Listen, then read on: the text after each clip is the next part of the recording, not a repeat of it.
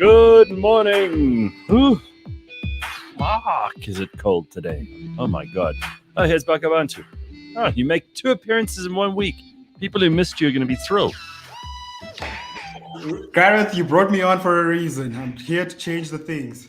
Look BE, at guys, BE. This is the kind of BE we need, you know? Well, This kind of BE, it makes a material difference. I love it. It's not just window dressing like Cyril. Yes. Yes, it's Thursday. Politics, let's do that. It is But Thursday. Good morning, so everybody. Yeah, go straight for the jugular. Listen, can I ask you something? Yeah. Do you think that caffeine and tea consumption spikes during winter? Not so much because people want to drink tea and coffee, but they want to keep their hands warm. No. So, okay, well, in terms of caffeine, a lot of people don't realize that caffeine is addictive. So, yeah. But in terms of winter, it's to keep your hands warm. It's to keep your throat warm. It gives you that sense of, I don't know, it's like a hug, like soup. You know, in winter, you just want that warm soup. Or it's the same thing with chicken soup, right? I was laughing with my friend. I'm like, chicken soup has no medical benefits, but it's that thing when your throat is swollen up and you just want something warm to go down your throat and give you that hug and fill up your stomach. So it's that thing. It gives you that nice sense of warmth, whether it's your hands, whether it's your throat, whether it's your stomach. It makes you feel warm. Yes. So that's why it spikes up in terms of this tea. is true. But I don't, not even your throat, just to keep your hands warm, because you see people in the office. I mean, this morning I looked at the temperature, right? It's 6-7 degrees where we are today, which is not pleasant. But if you see people in the office this morning, and you would have seen it the whole of this week, they're like always holding on to a little cup of something and kind of transferring the heat to their frozen little hands. And they're always glowing because the tea is so hot. Yeah, right, exactly. Bakh'abantu, stop with the spoilers. Welcome back. I'm glad there's no more Skeberesh Samash. Haibo. Snipes. Or a sniping mash there. Shots fired. I know. Jesus. Talk about while someone's back is turned, the audience go for them. They're like a pack of hyenas. When MASH is on, they're like, oh, MASH is so great. And then they come for you. But no, I'm going to stop with the spoilers. It was Succession. The week is over. I've decompressed. It's out of my system. You'll be pleased to know I did a marathon end to Succession, and I got through the whole of season 4. So I loved it. It is fantastic. I will say that the funeral episode was brilliant, but the final episode was like a little bit of a damp squib, to put it mildly. Okay, so in terms of when you're writing the hero's journey or you're writing a story, you want it to be triumphant, or you want it to be anticlimactic and disappointing. Right, but that one leaves you. Listen, Gareth. We know that one is ambiguous. It leaves you with thought. You will always have that memory in your head, but not like in the Game of Thrones where you hate it. But you will always have I wonder what that means. Well, okay. I mean, you see, you've analyzed. You've done a better job of analyzing it than I did. I watched this series, and I thoroughly enjoyed it. You've insisted that I saw it, and I'm glad you did. I think it was good. I don't give show recommendations, but that one is 9 out of 10 on a consistent basis. And then there's 10 out of 10 episodes, but 9 out of 10, I can promise you that. No, well done. It's very good. So we're not going to spoil it for those people who are still lining up, to see it. And even though it's been out for a while now, the whole season's been out for a while now. So I think, there's no real excuse anymore for people. I don't know. I don't feel bad about spoiler alerts and things anymore, because people watch things in such bizarre patterns. It's not like it used to be where, we can't say that because there's it's only on TV tomorrow, for example. I mean, now it's not the good old days where we had to talk about the ETV movie. You had to have watched the 8 o'clock ETV movie only on the Sundays action night. No. It's not that anymore. You can. It's on demand. Well, people have got to get their shit together, and they've got to build their own guardrails in to make sure that they don't have spoilers if that's what they're going to try and do. because I just don't think it's anyone else's responsibility anymore to make sure that you don't get spoilers. And there's the entire internet, which is working round the clock to spoil spoilers. That's what that's what the internet does, right? A friend of mine, Mac, says the only way to avoid spoilers. So when he really hates spoilers, he literally doesn't go on YouTube because he knows there'll be a thumbnail, there'll be a description, there'll be an analyze this. He even hates when you say, "Oh, Succession was good." He's like, "You spoiled it for me because now I'm expecting it to be good." So if you don't want spoilers, get off the internet. Like, fix your life, guys. But how do you have a conversation with someone like that? Because they're like, "Oh, you're spoiling it to me." Every 5 seconds, they no, I bulldoze him. Oh, really? You don't give him any options, huh? Yeah, no. Get on board or get out of my way. Now, here's another thing. Tomorrow is a public holiday, so it's Youth Day, which I got really confused the other day between Youth Day and Sharpeville Day, because Sharpeville Day is Human Rights Day, which is the 21st of March. Youth Day is the Soweto uprisings of 76 or something like that. Yeah, 76, correct. It's hard to keep up with these things, but the problem I have is this. What are you going to do with a frozen, miserable, cold, other than stay in bed all day, which is not a bad plan, actually? What are you going to do with a Friday that's a public holiday tomorrow in the middle of winter? What a shitty time to have a public holiday. So now, you know how we always talk about how South Africa is the greatest country in the world. We don't have natural disasters. We only have the ANC. We don't have pandemics. We only have the EFF. But imagine if we had snow peaks and we could go skiing. If we had the Alps, we had stuff like that where winter was fun. But our winter is dry savanna, cold, just dead wood, dead soil. Well, at this point, it's also appropriate that we feel sorry for and say rude things about Cape Town, because Cape Town has had the shittiest winter so far. I mean, I've got friends there, and for the last 3 weeks, maybe even more, it's been cold and windy and wet. You know, you can complain about Joburg and the cold kind of high felt winters, and it is pretty awful. And it does feel like your sinuses have been filled with I don't know, what would you like, bicarbonate of soda or something. But it does feel horrible, right? But at least it's not wet and windy and cold, because that combination for Cape Town is just the absolute shittiest, right? And what's Cape Town's main selling point? Being outside. And then it's cold, it's wet, it's windy, and you can't be outside. That's the one selling point. Great views, and you can't be outside. No. What do you get out of that? Yeah, exactly. Like the shittiest place to be in winter is Cape Town or Cradock, where I come from. Well, yeah, jeez. That Karoo, anywhere where it's flat and there's like no protection from the wind, you've got to feel like you're being put upon by the world. All right, so give me some ideas of what people might do. Let's start with ideas that will cost you money and ideas that will not cost you money. End off with the cheaper ones, because what can you do with this public holiday to really make it count? I mean, let's help people. Let's help people to make tomorrow worthwhile. There's nothing worse than you get to Monday next week and you're like, what? We had a long weekend, because you don't even feel like you got to capitalize on this. So what ideas do you have? Okay, so the bad one is Netflix, chill, and eat junk food. That's not a great idea. I don't recommend that one. The best one is, I don't know, man. I'm from a boer town. You get a nice boiki, you get a friend with a nice fireplace. We're all wearing warm clothes on a patio, on a veranda somewhere. There's a hot fire burning with nice talk, wine or whatever, booze. Nice boiki or a braai situation going on, nice conversation. That's what you do tomorrow. And then you close it. I do have to say, though, that it is tempting to do the stay in bed, Netflix and chill, don't even just slob around in tracksuits and that kind of thing. You could do that tomorrow, but you're going to feel terrible on Saturday. You're going to be like, why did I waste that day? At least if you spend it with some other people, you sponge off someone who has a fireplace. That's a good idea. Get a friend with a nice fireplace, nice backyard. Yeah, and you offer to do the food. Then it's a quid pro quo, right?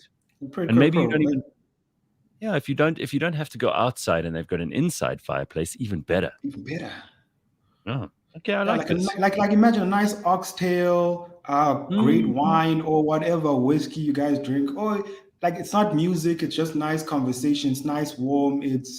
There we go. I don't know, man. It's hearty. Well, here's Marilyn's got a terrible idea. She says perfect day for a trail run. Are you out of your mind? Ugh. Eminem seems to agree. You're going to stay in your PJs, watch movies, and eat comfort food. That's the bad one. You can do that on Saturday, on your normal weekend, but you have a free day. Do something great. Well, I mean, Nikki says that what we described as the worst kind of winter is what Vienna sounds like 8 months of the year. I'm surprised. I'm going to say that maybe Nikki lives in Vienna, and that's why she knows. And if that is true, get out. Just go anywhere else. Ugh, sounds terrible.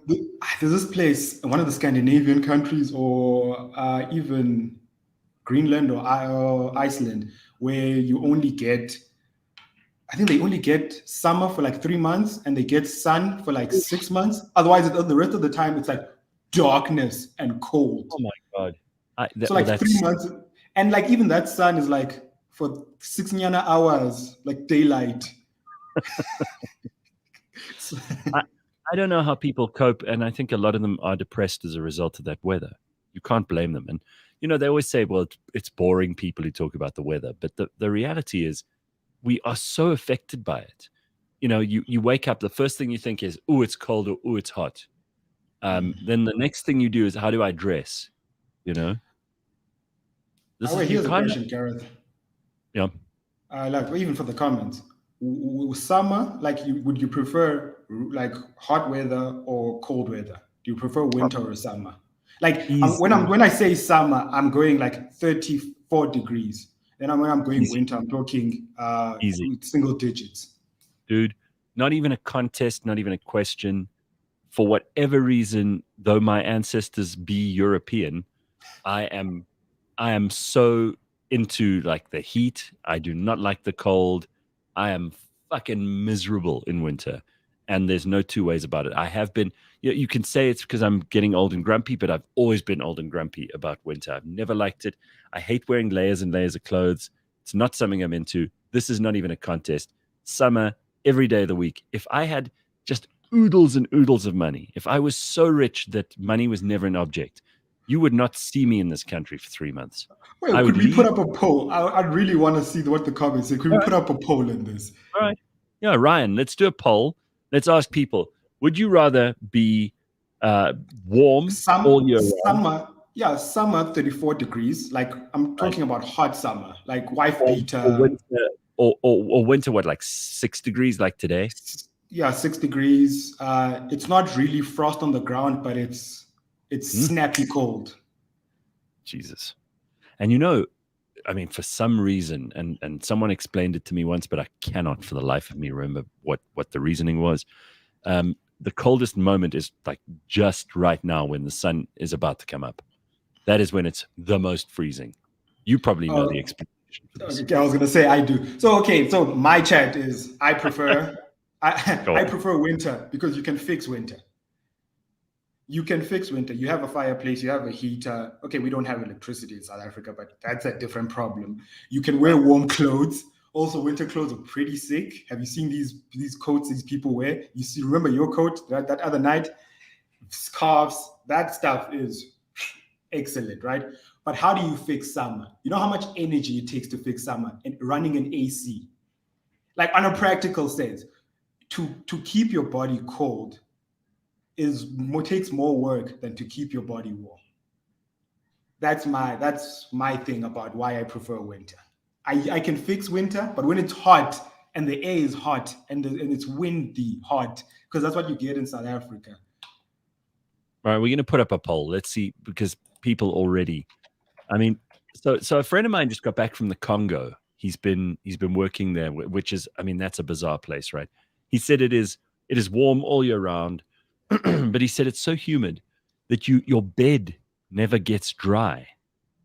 Yeah. Now, how shitty is that? I mean, if you think you're having a tough time today, and like you're dealing with a lot of cold, and it's horrible, and you feel sorry for yourself and whatever. Imagine having slept in like dampness at best and wetness at worst. And of course, it's not all cold. It's not like you're freezing like you are now, but I think that would be way worse to be where it's so humid that your bed, your mattress, your sheets never dry out. Oof.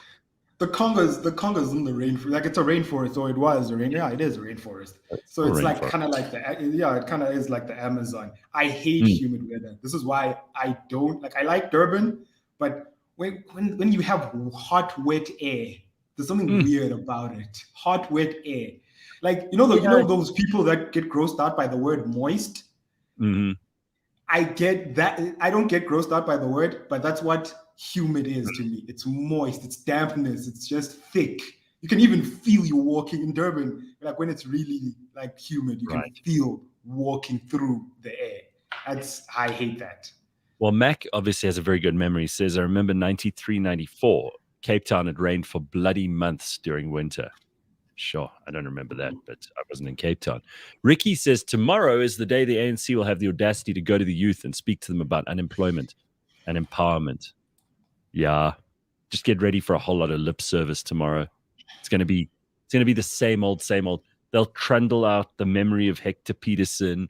They'll trundle out the memory of the young people who, by the way, those young people, if you think about it now, right? I wasn't even born in 76, and I'm pretty old by comparison. If I called myself a youth now, you'd laugh, right? So let's take my age and add, what would it be, 17, 18 years?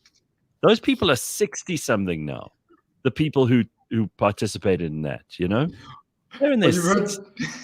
you've heard the stories around like so. A friend of mine also Bond. He makes a bad joke about Hector Peterson should not have been there. He's like he's a kid. He's like, why are we celebrating? Why is he the face of this thing? Because this thing is happening. It's like the high school kids rebelling, and there's just a kid who died in the background. Yes, it's police brutality. We get that, but he should not have been there. Wrong place, wrong time. Like his mom would hit him for that. And Yeah. then there's the sad story with the guy who carries Hector Peterson. He died destitute, and I remember there was an entire thing. Gifts of the Givers had to pull up for his funeral and like and had to bury him. The guy in the Well, picture, you don't one even of know the the guy's name, one of but the you know one of the Hector Peterson. one of the sad things that we left behind at Cliff Central at our old offices was a photo. The guy the photographer who took the picture of Hector Peterson, um, and he left his signature on our wall, which is, I mean, bloody amazing.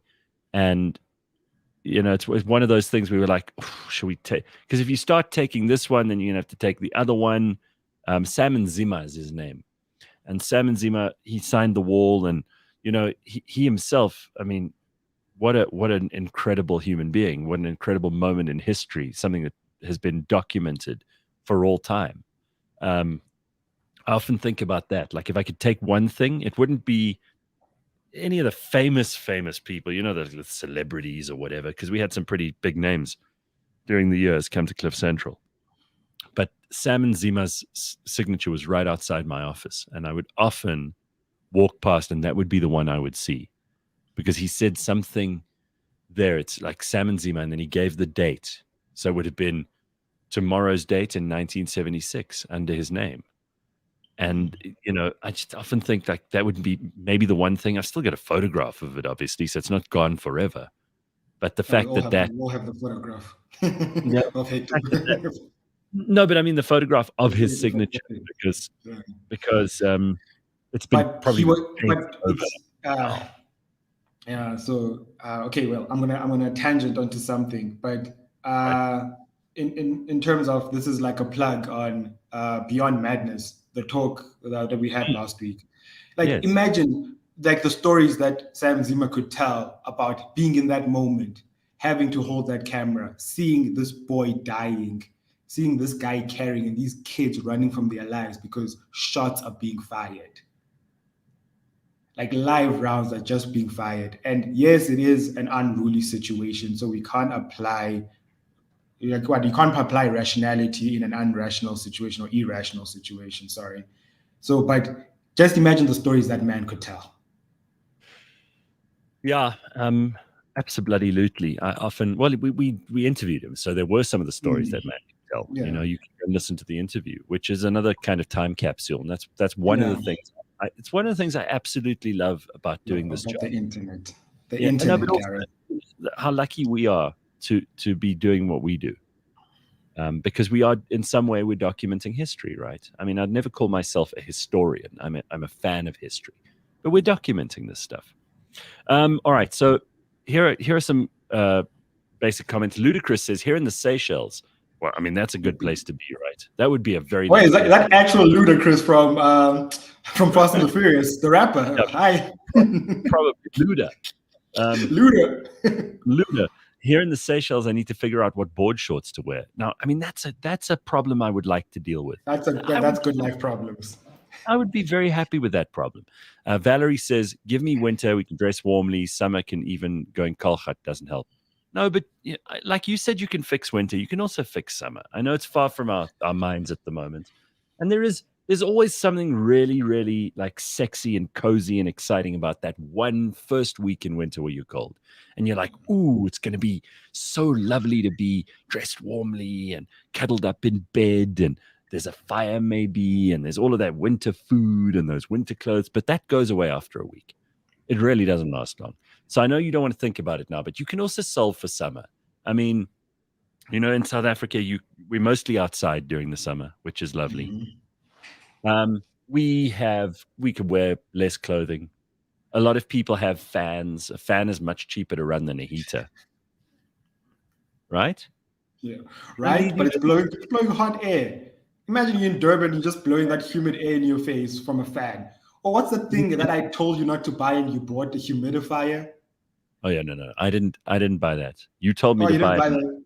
I No, I listened to told you you. I'm against it. Yeah. Oh, thank you. No, you said it's bad for you, and I'll take your word for it because you are actually a medical scientist. Mm-hmm. You're not one of these also rats who have an opinion, you know. But on the summer thing, man. I just got to before you even say anything. Whoa, wait!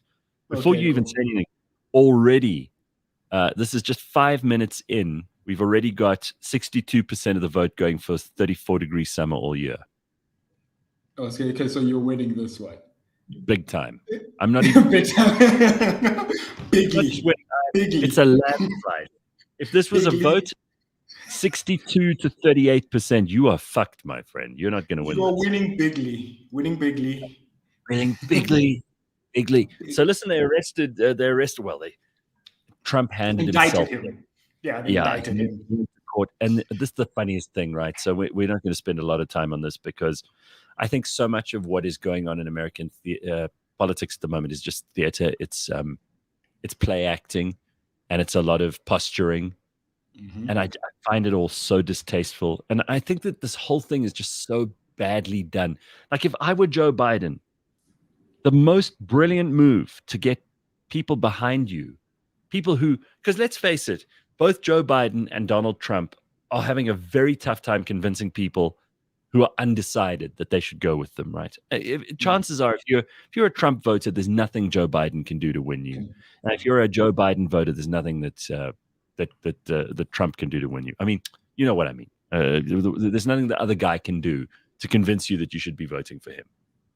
So I think the big move, what you've got is you've got this small group of people in America who always decide the elections. They call them independents. They're people who are kind of like, they're the people who take forever to decide at a restaurant what they're going to eat. They're the people who are never happy about where you sit in a restaurant. They're the people who never know what to wear. They're the people who always go, during a meeting and can't make their minds up. You know, those people. So that the independents, if you want to win those people, this is such a move for Joe Biden. He could say, like, yes, this guy's done some stupid things, but frankly, so have I, because Joe Biden's done exactly the same things in terms of having boxes of classified documents. And what he should have done is said, guys, because he can tell the Attorney General, Merrick Garland, he can tell him to back off. And then it doesn't matter what charges are brought because they won't prosecute. Instead, what he could have done, instead of going this route and like trying to get the mugshot of Trump and trying to like make him seem like, by the way, you can run for president as a criminal here. You Yeah. don't you As long as you're born in America, that's the only qualification. You need to be over 35 and born in America. That's right. That's That's exactly what right. Obama. Then Obama wasn't born in America, lest we forget. Well, yeah, that's what Trump said. Where's the long birth certificate? I don't see it. I'm just saying there's no birth certificate. Anyway, I'm a huge Obama fan, but Obama came out with a shady thing from Hawaii. I'm like, very sus. yeah, very sus. So if Biden was clever about this, he could have said, we are not going to, in an election period, take my biggest threat, my biggest opponent, my biggest competitor. We're not going to turn the law against him at this point, because victimize him and put the spotlight on right, him. we're not going to give people an excuse. We're going to go ahead and have this election. If these are charges that are worth pursuing, I will recommend that the Attorney General pursue them after the election, because otherwise it looks like the most banana republic thing you can do, right? This is the kind of shit that you see in like the Central African Republic or in Brazil or any of these countries where they immediately, as soon as the guy has lost the election, they go after him. Or as soon as he's won the election, they go after him. But it's the most childish, churlish, banana republic thing. And I don't care how much you hate Donald Trump or how much you think he's great. You've got to realize, like, it is third world to go after your political opponent. Using your political power. Using the machinery of the state, right? It just doesn't feel right. Remember that Hillary Clinton did exactly the same thing. The only difference is the emails. And she wasn't a president, so she couldn't declassify stuff at the stroke of a pen or by just saying this is declassified, declaring it. You know, as a president, both Trump and Biden can actually exonerate themselves by saying, "Oh, I decided to declassify that," and it counts. It counts. So Biden was caught with classified documents. We know that, but they're falling into the same trap. We're not in an election year as the way they see it. The election properly starts, I think, somewhere September-ish. So, but Trump has already announced. Ron DeSantis hasn't announced, but he's failing to announce, right? So Trump is facing all these charges, and they're giving him free airtime. They're giving him, and the one thing Trump thrives on is talking. He can talk about absolutely nothing, and he could win over a crowd. And they're doing the same thing that they did, whether you like Joe Biden or not. What the Republicans know, they know if they win the election, they control the country. So whether they like or dislike Trump, they get behind the machine. And what Democrats are always doing, they always infighting. One says, "Oh no, we want solar panels everywhere." The other one says, "No, we want LGBTQ flags everywhere." Like, not anything against the LGBTQ, but like there's these pulling apart. And then what you get is these people in the middle, people called moderates, right? Like the real people that actually vote, people who just want the garbage picked up, people who just want Obamacare. Because things that you found out is that what's this thing? So Obamacare actually benefited more Trump supporters than whatnot, but Trump just told people it didn't, so they ruled out Obamacare. And then you find stuff out like Trump went down for hating the Mexicans and the whole built the wall. They're a bunch of gangsters. They're bringing in drugs. They're bringing in the rapists and whatnot. But Biden has what do you call it? Hence has not evicted. What's the word? When you take someone out of your country, man. It's deported. Deported more Mexicans than Trump has ever. And he's not even finished with his term. And he's enforced the laws that Trump started, or the laws that Trump wanted to do against the Mexicans. Biden is just slipping those in. Well, also, you remember that whole thing about kids in cages at the border, where they were. That was Obama. They were separating. Yeah, of course, it was Obama. But do you think he got the blame? Hell no, Trump did. Hell no, Trump did. There is, and it's not just people crying foul who are partisan.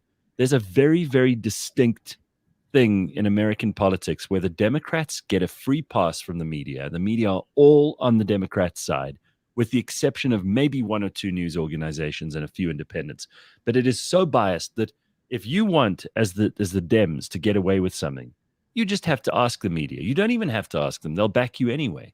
Whereas the Republicans will not. They do not have the extraordinary propaganda arm that the Democrats do in the so-called independent media. And you don't have to be a genius to see this. You can just look at the examples that we were talking about just now about classified documents. You got Hillary Clinton, who was basically exonerated, given a free pass, allowed to continue, no problem, nothing to see here. Remember Comey and all of that stuff? Then you got Trump, who comes along, does it while he's a president. He has a couple, and you know what Trump did, right? You know what he did. He's like, I'm going to leave the Oval Office. I want some souvenirs. I want to show people, look here, this is the thing I did with Kim Jong-un. He wants to be able to boast, like, I've got some really classified shit here, because he wants to show his rich friends at Mar-a-Lago. It's not because he wants to pass it on to the Russians. Did you see the picture? Did you see did you see the picture where the documents were stored? They were stored in this bathroom with the chandelier, and everything is gold in Mar-a-Lago, right? And the documents are just chilling there because he wants to, like, when you go to my bathroom, you'll see some classified documents, and it's not real stuff. Let me ask you what's more dangerous. Is it more dangerous to have some egomaniac who's showing people classified documents, but nothing's come of them? It's not like he started a war. Guess who started and has ruined American exploits all over the world and made America probably more hated internationally than anyone else? You think it's the guy who's backing an ongoing, perpetual, and unending war in the Ukraine, or the guy who was able during his entire term to keep America out of any new conflicts? Who's the more dangerous one? So this question, bring it back to home, right? I'm sorry, like, this guy's gonna catch fire from me today. Julius Malema. So when I went to varsity, obviously you get radicalized, you get decolonized, everything is, the man is against you and whatnot. So I did that. I did Vids, I did Black Talk, all of that. So now, but the day I got off the bandwagon of the Juju thing was when I realized either this man is so idiotic that he believes the shit he spews, which is I don't want that in a leader, someone who's so stupid. Or either this guy is so smart, he knows he's shoveling shit in people's faces and he still does it. So which is the lesser of the two evils? I prefer Trump fooling around. I don't want Biden sending test weapons to the Ukraine under the guise of help. Meanwhile, they're fighting a Cold War with Russia. Because it is a Cold War with Russia. They are pushing Putin. They are pushing Putin to nuclear warfare so they can say, we didn't start it. They're sending weapons there. They're also using the Ukraine, because what they do, they like these they're saying they're not interfering, but if you're not interfering, why are you sending weapons? And if you check, they're sending test weapons, so they get free R&D. There's also the weird stuff that the kid did. What's his name? In the Ukraine, Biden's kid. Oh yeah, Hunter. Hunter did a lot of weird stuff in the Ukraine. Do you remember they fired a prosecutor in the Ukraine because of pressure from Biden while he was vice president? You don't think that's interfering in another country's sovereignty? And you know why they fired that guy? Because he's about to go after Burisma, which was the company that Hunter Biden was involved with, and they were starting to uncover some serious corruption. So what does Joe do? He pressures, while he's vice president, he pressures the Ukrainian government to do this. Now, you're telling me that they don't have some kind of backroom agreement, Biden and whoever else, whether it's Zelensky or other people in the Ukraine government. And this is out-and-out corruption. But we're still worried about Donald Trump pissing on hookers. Like, that's not even a thing. Stormy Daniels, grabbing pussies? Like, we're not saying that's bad, but what's the bigger evil here? I remember when Trump got elected, people were like, "Oh, the world is going to go to shit." I'm like, no, this guy wants to have the badge of honor of being president, so give him the badge. Like, what? I think a list came out of the stuff that he does in the White House, and it was Ivanka's basically running the show. She's the adult in the room. Trump just signs documents and wants his Coke. He had a special button for Coke, Diet Coke. I want that guy. I want that guy there. I don't want a guy who's fear mongering and starting wars Yeah, and firing and by the way, prosecutors. who's And doing less damage to the world? Because you cannot tell me that withdrawing like he did from Afghanistan, like starting a war in the Ukraine, all these people. By the way, I want to ask people this: everybody who says, "Oh no, we should definitely not see any escalation in the Ukraine conflict at the moment." What is the difference between the U.S. sending arms and ammo and rockets and whatever else to the Ukraine and drones and God knows what else? What's the difference between them and actual troops on the ground? Zero. So if you're zero. prepared to send the weapons, but you're not prepared to send the troops, you're just a hypocrite. It's There's no a difference. Cold War. It's a Cold War. That's why I'm saying this guy is playing 3D chess. And I remember even with Afghanistan and the way they pulled out, the way they blackmailed the Ukraine is with American aid. It's this whole we're bringing doctors. So how they infiltrated the Middle East, even Libya and all this stuff, it's always the Mhm. same MO. I might be wrong, as you can correct me on my math, but on my history, it's always the same MO. Americans send in aid. So Yeah. they send in Doctors Without Borders. Not I'm not throwing shade at Doctors Without Borders, but like they send in doctors, they send in nurses, they send in teaching, right? Because Yeah. the Muslim countries and the Middle East are like rural, and we need to empower them. And then Yeah. they send in troops under the guise of no, we're just protecting our people. We're protecting our soldiers. Then you have boots on the ground. You have soldiers literally there, and we know the American government literally has an entire branch of or an entire organization that cannot operate in America called the CIA. It only operates in other countries. How is that not a violation? And again, let's go back to the whole reason we're talking about this is they are actively going after using the machinery of the state. They're going after the most popular candidate to oppose Joe Biden. If that isn't already enough to convince you that these people are not good faith players, then I don't know. I can't tell you anything. I'm afraid. I It's really can't. literally exactly. It's they literally turning the media against this guy. They're giving him a spotlight, and Trump will fly because that's what he does. He does thrive in the chaos, and But but it's actual corruption. That's what like I think the point we're trying to get to here. It's actual corruption. It's banana republic that right, and it's happening. you It's like happening right what in front of you. But Idi people are Amin still said: free people are elections. people are still worried about grab him by the pussy or Pussy. Stormy Daniels or him keeping boxes of bullshit classified nonsense in his bathroom at Mar-a-Lago. These are all nothing compared to the people who are actually dying in wars around the world that the military industrial complex is funding and procuring and seeing to, and that Joe Biden is rubber stamping because he's fucking demented. He's an old dement. He doesn't know where he is. Have you And seen him make? Has he made a single speech? And by the way, why are they keeping him? You're making me so angry this morning. I can't believe we're going into this. Why are they keeping this man away? You know that they refused to let him participate in any debates during the Democratic primaries. He's yeah, not they going did. to. He's just staying away. Now, I'm sorry, and the media goes along with this. They're like, "Oh no, it's fine. There's nothing wrong. Nothing to see here. You're just being ageist." Did you know the video that trended where the Secret Service is like, Mr. President, you're Mhm. gonna turn right and you're gonna Yeah. turn left and then you're gonna shake someone's hand, and he literally just does. He doesn't do what he's a direct order. He's not there. It's embarrassing. It's It's absolutely embarrassing. embarrassing. And listen, I know that we're sitting here in South Africa and we've got major problems of our own, but I find it's such a disappointment. Like I'm a big fan of America, unlike some people who've been anti-America for, ages. I'm a big fan of America, but I have to say this is the lowest ebb of any of my pro-American sentiment my entire life.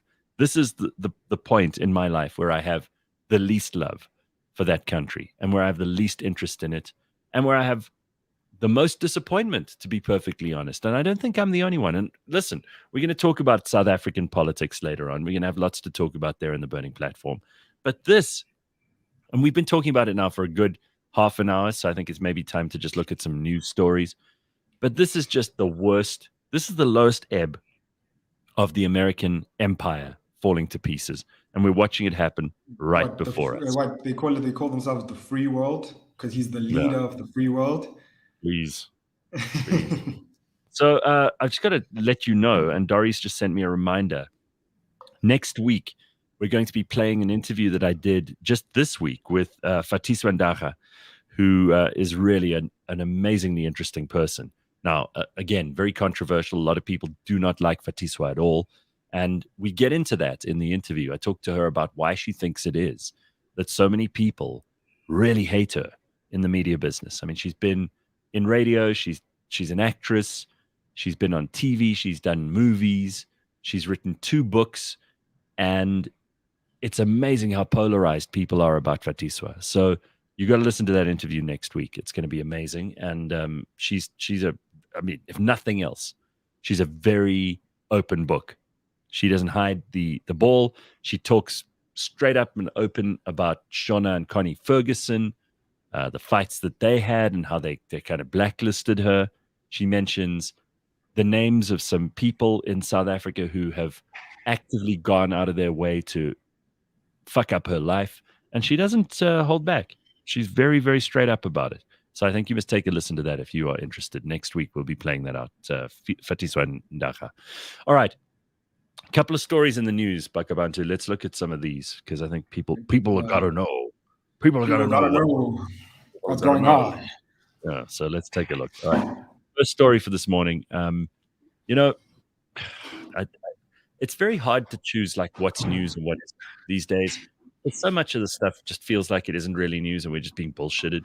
But here's a story. Johannesburg's budget was passed this morning, and we're actually going to be talking to one of the MPs or MECs or what would you call them? Members of the provincial parliament, MPPs, in the Joburg Council. And that's the DA caucus leader here who is going to tell us about how she understood this budget to have been passed. 80.9 billion rand. Just think about that. To run the city of Johannesburg, we now need 80.9 billion rand. If I asked you to just point to 3 things that you think the Johannesburg Council is spending money on at the moment, could you tell me what they were? Because you don't see any evidence of this, by the way. Yeah, you don't. I don't see better roads. I don't even see the same roads being maintained. I don't see new lights going up anywhere. I don't see the sidewalks being cleaned. I don't see the lights that are there being maintained, Gareth. The lights that are there, the robots that are there. I don't want new robots. I just want the ones that are there work. I don't want trash in the street. I don't want raw sewage pouring out of the ground. Here's what we do know, and this is something I'll bring up with Belinda a little bit later on. Belinda Kayser-Echeozonjoku, who's the DA caucus leader, and she's also ward councillor for Cosmos City. So listen to this. Here's what we know about the budget. The new budget adds 3 billion on top of the previous year's budget, so it's costing us more. It also includes tariff hikes of 2% for property, water and sanitation tariff of 9.3%, an electricity tariff of 14.9%, a refuse tariff of 7%, and a capital expenditure which has gone up. So in other words, all they're doing is charging us more for less. Yep. The only company in the world that literally wants you to buy less of their product, like Eskom. The more electricity you buy, the less electricity you get. Yep. That's what they're doing. They're saying we're going to give you less, but we're going to take more, which goes back to the tax argument. What is my tax actually doing? So here, these are your municipal rates and taxes, right? Taxes, yeah. So this is over and above what you're paying as tax. So people in Johannesburg are going to be asking, I just read all those increases. They don't tell you what they're going to be spending it on that's going to improve the lives of the average person in Johannesburg. Why? Because they're not. They're not doing anything for anyone. And I'm going to ask her what exactly they voted for here, because I want to know, and whether or not she opposed it or she was with it. So Thabo Besta's attorney, this is unbelievable. Thabo Besta's attorney has been charged and, oh my God, let me just get into this properly. Okay, so this is from EWN. A day after Thabo Besta and his 8 co-accused appeared before the Bloemfontein court, His instructing attorney will appear on charges of attempted rape and assault. This is unbelievable. The case against the 27-year-old lawyer. He's 27. Who would trust a 27-year-old? God bless you if you just finished law and you started to practice and you're like 3 years in. There's no way I'm putting you in as my criminal lawyer, right? Well, you got, but it was not a criminal case, but you got the best of the best. You got Darling Pofu, peak Darling Pofu. He wasn't 27. he may lose. Listen, thank God I was one of the few that he's won because he's a lot. Like you got peak Darling Pofu. This guy's 27. He cannot be identified until he pleads. According to the National Prosecuting Authority, he will appear before the Sexual Offences Court in Bloemfontein on Wednesday. What the hell is going on here? What is going on in this Thabo Bester case? Birds of a feather flock together, Gareth. That's why he chose that guy, because Thabo Bester is a bad guy. He's choosing a bad guy to represent him. It's unbelievable. Anyway, so that's another thing that we'll have to talk about a little bit later on if we have some more time. Apparently that tiger, the tiger that they captured in Edenvale 4 months ago, they're still investigating. Nobody knows where this tiger came from. 6 warrants. Over 4 months later, authorities are still investigating the whereabouts of a tiger that was roaming the streets of Johannesburg before it was allegedly captured earlier this year. On the 30th of January, a widely circulated tweet showed security camera footage of a juvenile tiger in a Johannesburg resident's driveway at 5 in the morning. A local security company was made aware of the tiger, and they found it. The owner of the tiger is not known for certain. Neither is where it came from or where it went. It was believed that the animal was a 9-month-old tigress. A person for the NSPCA said that they figured out that the tiger of that age would not have traveled far from where it was originally housed. Often these animals are incredibly frightened and will try their best to make it back to the area that they know. Hours after the footage, they declared on Facebook that the tiger had been sedated and taken to a sanctuary for safekeeping. However, nobody could confirm that the tiger had actually been captured. So now we don't know anything a few months later. This is like every other case in this country. We don't know who killed Senzo Miiwa. We don't know. We don't know what Thabo Bester did. We don't know who killed AKA, and we don't know where this tiger is or what happened because nobody seems to be doing anything in the police or in the NGO. And Becky Taylor, all Becky Taylor wants to is what? Once during COVID, he was paranoid about people drinking alcohol and sleeping at 9. That's what we have. That's unbelievable. Also, like tigers are not indigenous in South Africa. So yeah, I think we should have a log somewhere of people who have tigers. Because these are not like wild animals. This is not like. But again, this is South Africa. You can do whatever you want. You can keep a pet tiger, and nobody's keeping a record of this, and everyone gets surprised when it ends up on social media. I don't know what to say. Here's something interesting. Sizi says, Demi Lovato has apparently changed back to she and he, or she and her. She was exhausted, explaining to people why she had changed her pronouns to they. So she's no longer non-binary due to exhaustion.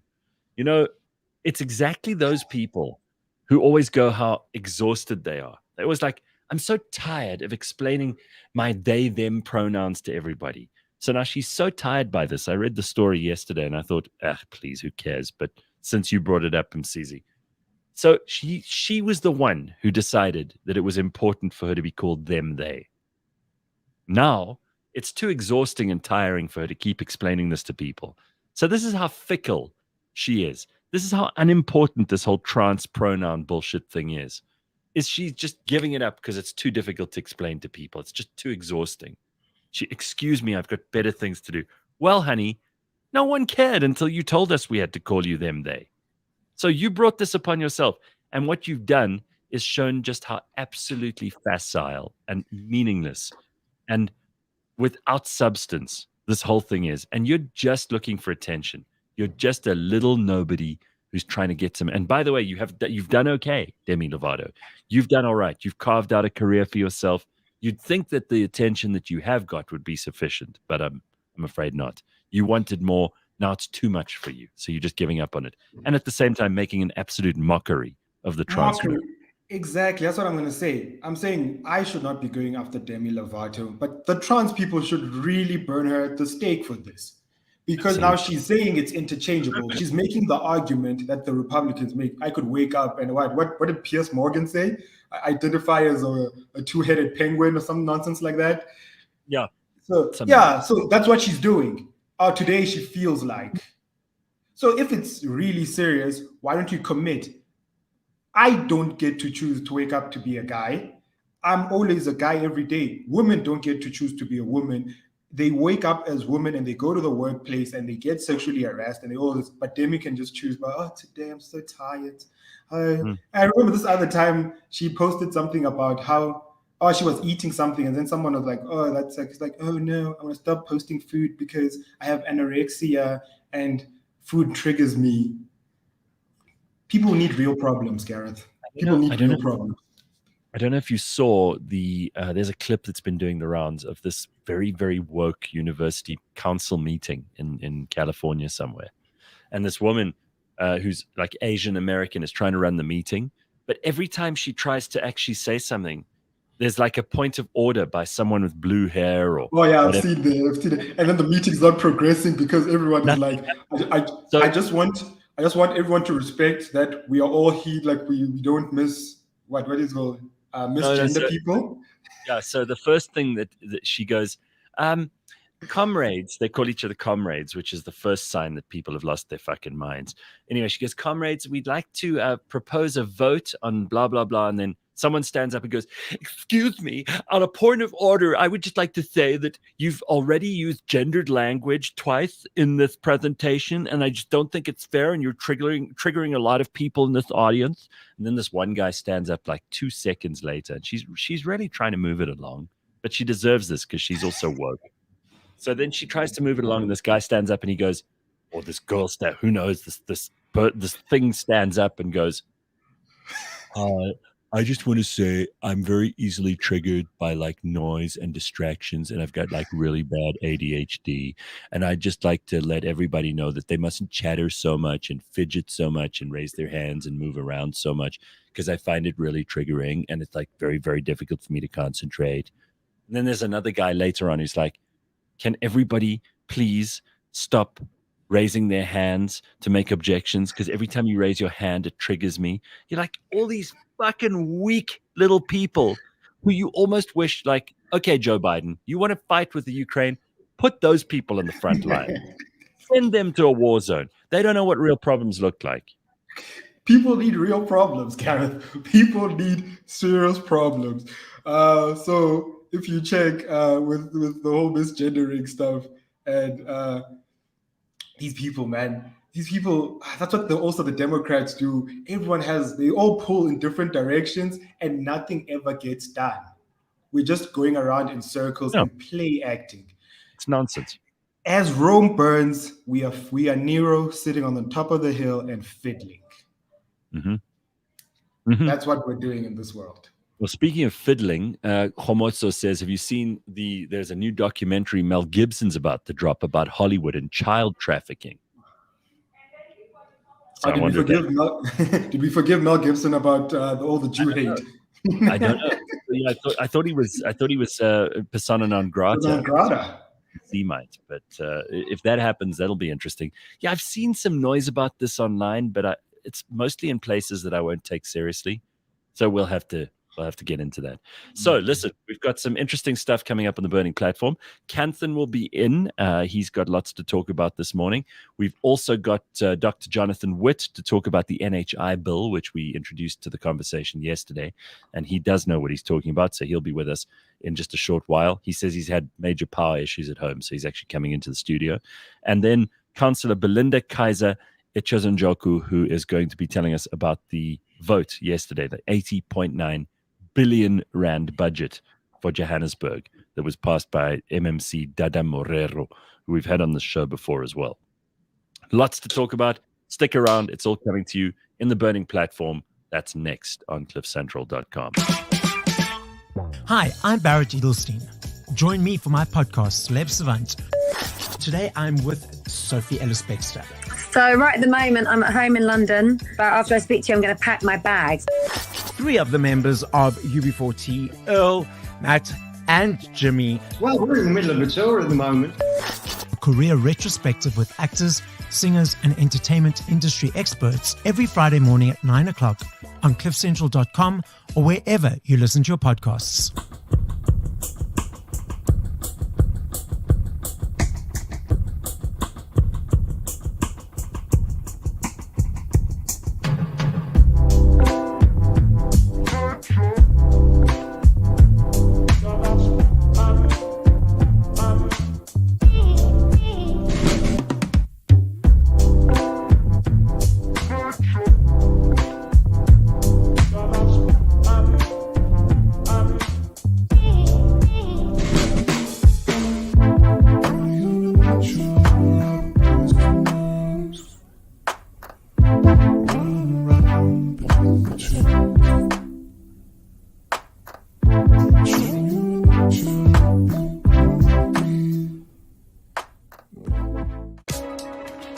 Just because it's about technology, connecting your business to the rest of the world doesn't mean you need to send rockets to space and use complicated solutions.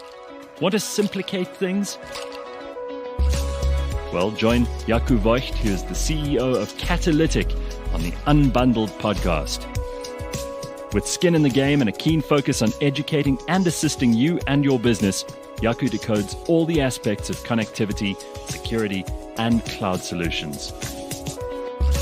Unbundled is brought to you by Catalytic and is available on cliffcentral.com, Apple Podcasts, Google Podcasts, Spotify, or wherever you get your podcasts. This week on the Auto Trader podcast. And you recently ran a poll on the websites to see if people would be open to ultimately loaning their cars. The one I stuffed up on Friday.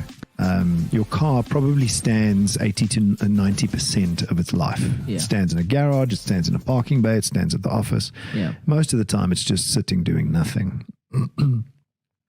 And he envisages a world with self-driving and robo-taxis where you could just send your car out to go and take somebody for a ride. And overwhelmingly, are people more willing to loan out their cars? This is South African based, right? So I think Elon Musk is speaking, global and in the US. Are we seeing that in South Africa, that people are more open to the idea of loaning their car? Catch us every Monday at 9 a.m. on YouTube and on autotrader.co.za. All right, it is time for us to get into the burning platform for this morning. This is what we do on a Thursday, and I'm very, very excited about our guests who will be joining us. I just want to throw this in quickly before we get to the burning platform, because Bakh'abantu and I asked a question, and it seems like a kind of boring surface level question, but I'm telling you, we think about this stuff more than we think about anything else, especially when it's a cold day like today. So we asked, would you rather have 34-degree summer all year or 6-degree winter all year, if those are your only two options? And it is overwhelming, I have to say. 70% of people say they would rather have summer all year, even if it was over 34 degrees. And 30% of people saying 6 degrees winter all year. Only 30%, it's a landslide. If this was an election, we would have a 2/3 majority and be able to change the constitution. So good for all the summer fans. Thank you very much. That's all we need to know. Let me welcome, of course, Kanthan Pillay, who is a regular co-host on the Burning Platform. Kanthan, you're looking silver and time honored, and full of wisdom this morning. How are you?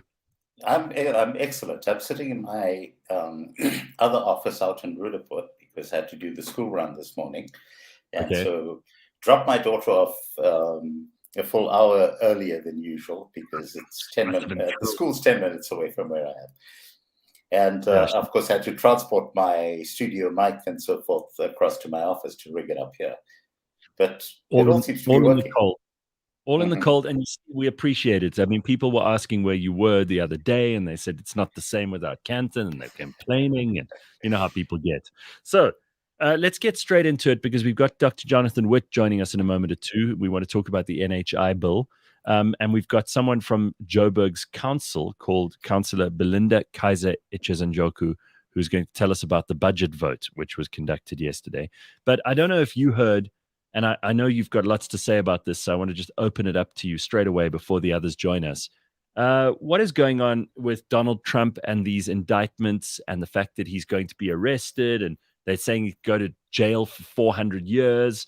Do you have any comment on this? Is it a very, very stupid move from the Biden administration, or is it clever, brilliant politicking? What do we think? Look, it's one of those really interesting things where the act that has been used to charge Trump was actually passed in 1917. and it's effectively an espionage act that so it's not just simply related to the carrying of documents.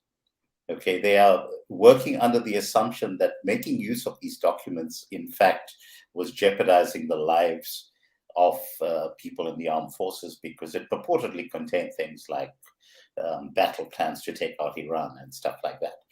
And so it's a very interesting twist on things, because they're not charging him on the same basis that people would be using against Joe Biden for keeping classified documents in his space. So on the one hand, it is selective prosecution. On the other hand, what it is doing is it's allowing the Democrats to play to the narrative that this man is a threat to society and should not be allowed to regain the White House no matter what.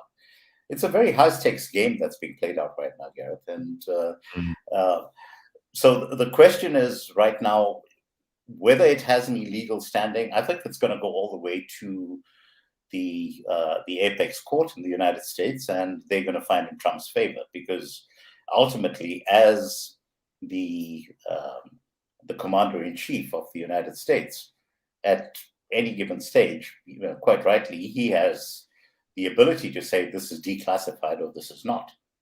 Does he actually have to file it and say that it was declassified? No, I don't think so. But in between, it's going to be a long process, because on the assumption that he gets convicted in the primary courts, and then there'll be an appeal process, and there's an election being fought in the meanwhile. So it's long and complicated. And meanwhile, Joe Biden is continuing to stumble, and they don't have another candidate that's really capable of stepping up and taking on Trump.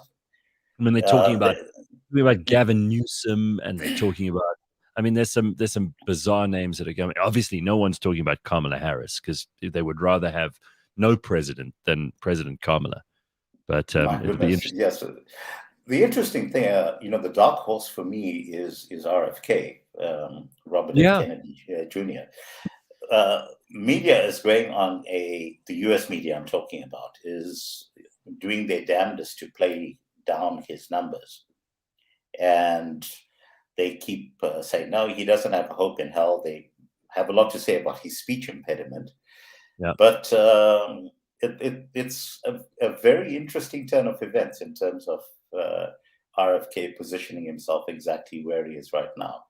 And I strongly suspect that a lot of Republicans who are frankly, I think, a bit uptight about voting for Trump because he's crass. I mean, let's be very clear. Trump is decidedly crass, and they look to RFK as a potential to fill that gap. So I'm glad we got a chance to talk about this. We're not going to answer any serious questions about it at this point, because there's so much that's still in the air. And as you say, it's a very high stakes game. So we'll have to see how it plays out. But here at home, on Wednesday morning, we started the show by talking about the NHI bill, which has been passed. And I know Dr. Jonathan Witt's got some things he can and can't say. Is there anything you can't say about this, or are you allowed as a citizen to have an opinion about this, Dr. Witt? And what do we think? What do we think is actually going to happen here? This NHI bill's been passed by our moron parliament. Before Jonathan says anything, Gareth, we need to point out that he's not a doctor. He's an acclaimed journalist. That's correct. Go ahead. What do you say? I have no idea what I am and am not allowed to say, because unfortunately the censorship model is based on the sort of timing of everything. So I assume I'm allowed to comment on this at the moment, but who knows? Yeah, where to start with the NHI? There's a lot to it. Simply put, it is the most catastrophic piece of legislation that we have had placed in South Africa in our history. And I'd say modern history for now, but eventually it will kill more people, black and white, than apartheid. And that's just the reality. And if you think Eskom is a big deal, or you think BE has caused problems, or you think the ANC as a whole has been damaging to this country, you have no idea what will happen when we don't have healthcare. None. So why is it so bad? I mean, that's a hell of a claim to start the show with this morning. It's the worst thing worst piece of legislation that's ever been promulgated, and we've had some pretty shitty legislation in this country. So why is it so bad? What's it going to do if it goes exactly the way we want it to? Okay, so first, if you don't have power, you can kind of make a plan. And if you don't have water, you can probably still make some sort of plan. As people across this country, those in poverty, have had to do for decades now. And certainly a lot of us now dealing with power issues, like myself this morning, have learned to deal with. If you don't have healthcare, there is nothing you can do. If you get a disease and you are unable to get someone to treat it, or the health service that exists is unable to treat it, then you are screwed. There is nothing you can do. And that is why this is so catastrophic. And, you know, the NHI, so I suppose let's steelman the argument for a second. So a lot of people will say, well, I saw the Discovery CEO saying, don't panic. It's not a big deal. But if you listen to his comments around not panicking, a lot of that is saying things like it's going to take a long time to implement. It's very complex. It'll take, you know, a decade or more, and it won't look like what it looks like on paper currently. And, you know, the government will have to bring in private players or people who know what they're doing in order to get it right. Those are sort of his comments. He's not saying that this is good legislation necessarily on the face of it. He's saying there's caveats, and he believes those caveats will come into play. Those caveats have never come into play for the ANC on any other issue. Why would they here? But if you steelman the argument, a lot of people will say, well, we currently have somewhere in the region of 11 million people, between 9 and 11 million people making use of medical aids. That's not the entire use of the private healthcare sector, I might add, because a lot of people access the private healthcare sector using cash. And furthermore, every single general practitioner is a private healthcare provider. So if you think, well, it's great, I am now going to have access to all these hospitals, which I haven't had access to because I didn't have a medical aid. Well, no, and you're probably going to have your GP taken away from you too. So there's this entire network that the theory is that poor people will now have access to healthcare. And it's not fair that, you know, we've got, say, 10 million people who have access to private healthcare and 50 million who don't. And so we're just equalizing everything. No, so we'll basically make it everyone has no access to healthcare.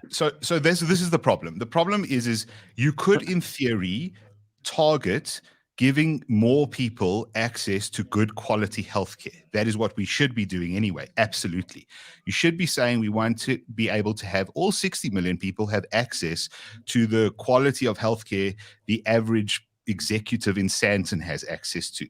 That is a noble thing to do. And so if you engage in programs that would do that, that would be great. The problem is the NHR promises to do that by essentially bringing everyone down to the same level as the state system. It's a standard socialist kind of thinking that the pie is only so big. We now have to split it into ever smaller pieces and everyone suffers more. But at least if we're all suffering equally, then, you know, equality is more important than anyone actually getting any healthcare. So basically, we'll all be in the shitty situation. That It's actually far more insidious than that, Gareth. And I just want to point out a couple of things. So I've actually devoted a chapter in my forthcoming book to the question of the National Health Insurance Bill. And I pointed out a couple of examples. So I'm just going to read you very briefly the first couple of paragraphs of it. Okay, I was in a serious accident in 1999, which left me with a broken femur, shattered humerus, 3 cracked ribs on the left and 2 on the right, and both lungs punctured. Nonsense. You've always had a good sense of humor. Your humor. Then in 2012, I contracted viral encephalitis. And more recently, in 2016, my youngest daughter was born 10 weeks premature and spent the next 6 weeks in neonatal intensive care unit. Mm-hmm. Today, I'm in extremely good shape for someone who's turned 61. My daughter is as happy and healthy as you'd like a 7-year-old to be. And because we were both able to access world-class treatment from the private sector, and medical aid picked up the bulk of those costs. And now we fast forward to the National Health Insurance Bill. And if it had been law during the incidents I just described, my daughter and I would be dead. Very simply, because I think it's very simple. Yeah, Jonathan's not exaggerating. He's saying people, it's going to cost lives. Exactly. So I work in public healthcare, and I think it needs to be stated that there are very good doctors, nurses, etc., healthcare providers in public healthcare, and there are times when public healthcare works as well or even better in some instances than private healthcare. For example. Well, that's one example, but I will also tell you that if you are involved in a major accident, as you describe in Kanthan, and you end up being taken to Baragwanath Hospital, the level of trauma care you will get there is no different to the level of trauma care you will get at the best trauma hospitals in this country. But that is not necessarily the case everywhere, and this is the issue. It's about the average standard. And so the average standard in public, we know, is a problem because there are pockets of excellence, obviously. But when you take it as a whole and you compare private versus public, you start to see major issues. For instance, you've never had newspaper articles about babies being put into boxes instead of incubators in the private sector, but we've had that in the public sector. You've never had examples of sort of slews of deaths happening in ICUs, either neonatal or adult ICUs in private, but you've had that in public and repeatedly, I might add. So that's the issue. But I think, Gareth, to get back to your original question, why is this so bad? I still man the argument about everyone getting good healthcare. That's the argument for. The argument against is how this actually rolls out, because there's a number of steps which don't only affect healthcare, but they destroy the economy along the way. So if you look at healthcare in the country and you say, well, we currently have all these doctors, and how it works certainly in the private system is the doctors work as on a fee-for-service basis. In other words, they provide you with a service, you pay them. They bill you or your funder. So usually in private, it's your funder, the medical aid. And the hospital groups will do that too. Now, the NHI aims to make that essentially an illegal relationship.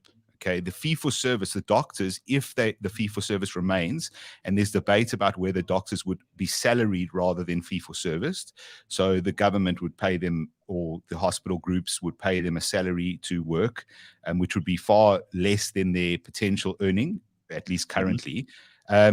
Or whether the government would pay them a fee for service, but I've seen some of the initial costings that have been tabled for certain things, and I can tell you the government intends to pay 5 to 10 times less for the services of doctors than is what doctors are currently paid by sort of your standard medical aid. I mean, it stands to reason, and nobody can fight market economics, that doctors will just leave. They will. This is correct. Other things, right? So you'll just lose doctors.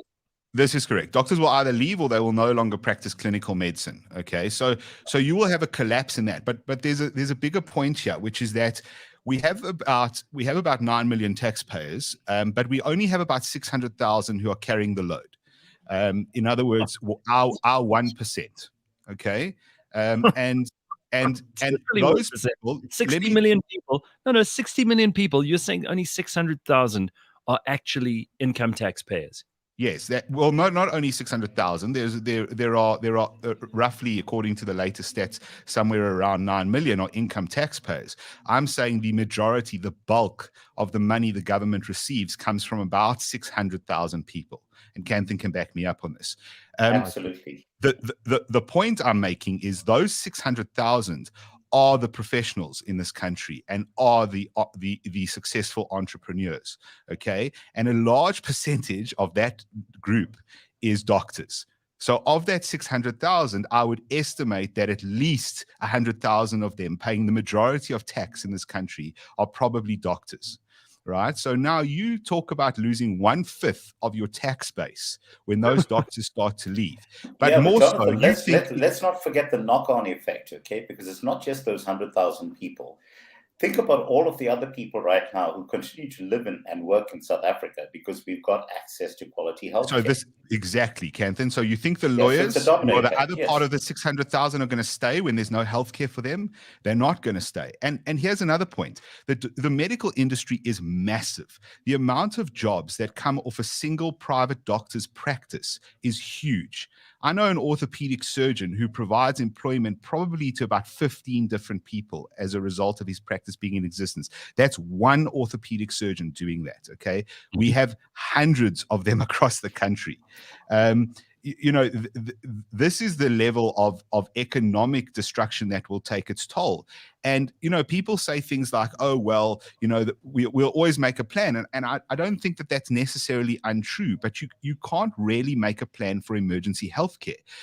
We can build hospitals in Botswana or Namibia, or maybe Mozambique gets rid of its terrorism problem and we can do that there. In fact, there are very nice hospitals. I've flown patients out of Mozambique. There's some incredible looking hospitals. There's no one in them virtually because they don't have the people to staff them. But there's some hospitals that have been built by private groups in Mozambique, for example, which, yes, you could theoretically transplant South African healthcare to. The problem is when you need to have your gallbladder out next week, Wednesday, that's not an issue. You can fly to whichever country and have your gallbladder taken out. When you have an acute problem right now, you cannot simply fly to another country to have that done. When you need chemotherapy for the next 6 months, you cannot really go to another country to have that done. If you need dialysis 4-5 times a week, you cannot simply be flying to another country or relocating to another country to have that done. The bottom line is that we should be targeting good healthcare for everyone and trying to give everyone more access to the private system or improving the public system. That's the fundamental. Are the medical aids, these huge big companies that offer private health insurance, are these people complicit in allowing this stupid legislation to go ahead? You remember when they made that idiot Des van Rooyen minister of finance, and the banks all stood up, went through to Jacob Zuma and said to him, if you do this, we will pull the trigger and ruin your economy, and you will be out. You will be on your ass. And it worked. They pressured him into getting, to removing Des van Rooyen. Have the medical aids stood up at all against this idiocy? Have they said anything in defense of their own existence, for God's sake? Or have they been complicit? So I think the thing to understand there is that the biggest funder, as far as the medical aid is concerned, is Discovery Health. And, Discovery have been either pro-NHI previously in several statements they've made, or they've been on the fence. I mean, what I saw from the Discovery CEO yesterday, Ryan Noach, and the day before, is it not being completely pro this NHI bill as it stands currently, but not either being completely against. The allegation against Discovery is that Discovery has either been promised or very much believes that they are positioned to be the administrator of the NHI.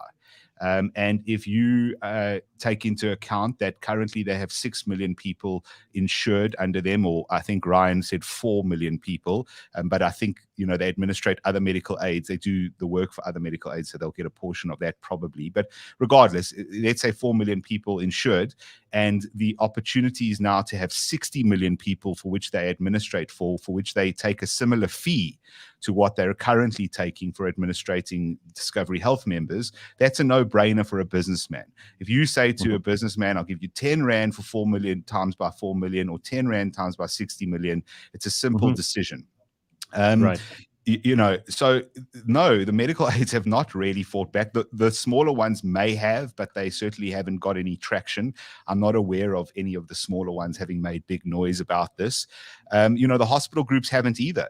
Famously, the Life Healthcare CEO, the previous Life Healthcare CEO, a couple of years back, held a press conference with Aaron Motsoaledi, who was the health minister at the time, endorsing NHI, and they hugged each other, and that guy then got on a plane 6 months later and immigrated to Australia. So when he did that, he knew he was leaving the country, but he endorsed a system that will bring ruin to this country and the people of it. Unfortunately, no. And I'm not. I think that in some instances there is, malice by certain people, but I think there's a lot of ignorance and a lot of sort of utopian beliefs. And I just need to say one other thing, which is that this has nothing to do with healthcare for the ANC. Nothing. No, of course this not. has everything to do with money. It really doesn't matter if in the end this creates better or worse healthcare. It's irrelevant. The first element of this is passing an income tax over and above your current income tax, which will force you to pay for the NHI. And in so doing, the rest of the NHI becomes a reality, whether they put it into law or not. And the reason for that is because once you pass an income tax, which goes onto people's PAYE, the way most people earn in this country, businesses, as they always have, will comply with the government, no matter how dictatorial or authoritarian they become. We saw that during COVID. Entire businesses were willing to shut themselves down under government fiat. Yep. And so what happens is that income tax gets passed. The majority of people on medical aids are on lower plans, meaning they can afford a couple of grand a month, but they're stretching themselves and they're not paying for the highest possible plans. And the reason medical aid and private healthcare works is based on scale. So because there are so many people on medical aids, we can make private healthcare relatively cheap, actually, in this country. Our private healthcare, for what we provide, is far cheaper than the rest of the world. Even those places, if you compare like for like, where they have public systems like the NHI, absolutely, we which is why medical tourism is such a thing right now, and we get a significant number of people who come in here to do procedures. And Jonathan, just in terms of the money side of things, the money that we currently pay towards those medical aids, the idea is the government will now take that out and contribute that into a pool that will go into the NHI. And over and above that, they need to find an extra 256 billion rand per year in order to fund this thing. That's what they're talking about. So not only are you losing the contributions that you're putting in to the medical aids, but you also have additional taxes for me, Kanthan, I think we never get past that point, because what I think happens is they pass the PAYE. Everyone on the lower end plans, as I'm talking about, drops off because they can no longer afford to both pay the new tax and to pay the medical aid. The medical aids then go, okay, well, a funder like Discovery goes, we used to have 4 million people. We now have 500,000. Okay, the wealthy who pay for Discovery, top plans. And so we now have the top people, but now because there's less demand and oversupply, what will then happen is, in theory, prices will drop. But at some point, the doctors aren't going to hang around because their incomes will drop. So that the supply will quickly dwindle. And then what will happen is you'll have decreased numbers. And so the funding model will have to change. And in other words, those big plans will have to go up in price. So you won't be paying 10,000 Rand a month for a top Discovery plan anymore. You'll be paying 20 or 30. And so some of even the wealthy or this middle class will start falling off that boat. And so eventually you'll have the guys in Stellenbosch they'll be on medical aid or whatever it resembles. This is before they've even passed laws to make medical aid essentially illegal.